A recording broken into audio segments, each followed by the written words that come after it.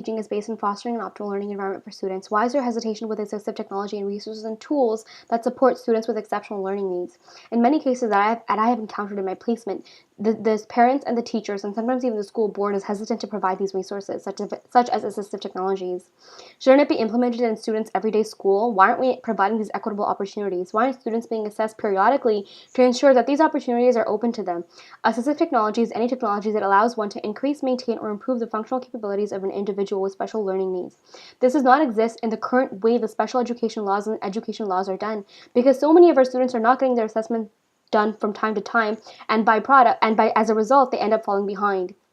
The Ontario government is committed to each student to enable them to reach their potential and succeed. The Education Act requires the Minister of Education to ensure that the appropriate special education programs and services are provided for exceptional pupils in accordance with the Act and regulations.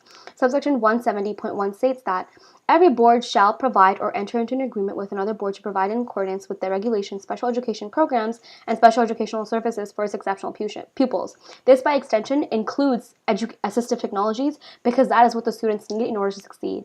Then it's not a lack of effort or commitment put forth by the students, but rather the lack of resources and funding and tools that are being provided to them in the classroom itself. Many schools across the board don't have enough funds to provide the necessary tools for such students, and that is where one of the biggest setbacks of the education system lies.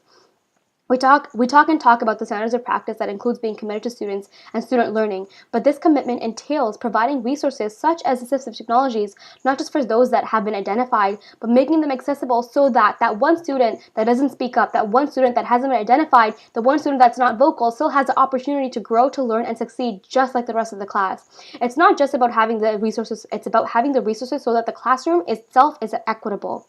For instance, students can use the voice recognition software to form bonds with students around them. There are many students that are identified as behavioral students, but we don't always know why. We don't know bits and pieces of circumstances that they go through that lead them to act in certain ways. But what if we provided them with tools that could connect to them, rather than just resorting to sending them to certain rooms whenever they acted out?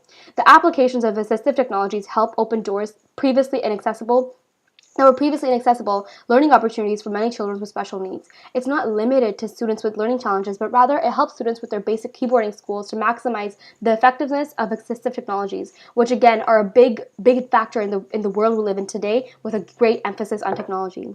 What if the next time the student acted out, there was a reminder device, a vision board, or even a load of high-tech technology tool to help refocus their attention back to the topic at hand? You now have just reinforced positive behavior habits, while also ensuring that they are not missing the content and the environment in the classroom. There you have it. That itself is the equitable environment that needs to be more predominantly present in our classrooms. As the Provisional Code of Conduct mentions, the standards of practice of teachers are not only educators but role models as well, and must uphold the highest standards of respect and responsibility. Respect comes from acknowledging what the student needs. That means what each student needs and what the classroom needs to be or look like in order for it to be equitable. More importantly, role models. We must be responsible enough to provide the necessary means for our students to succeed. This is where assistive technologies come in. This is where we demonstrate equitable and respectful treatment. This is where it belongs. This is where it lies. We have come a long way in our education system, but our greatest contribution will come from assisting our students by becoming lifelong learners through our support of student learning.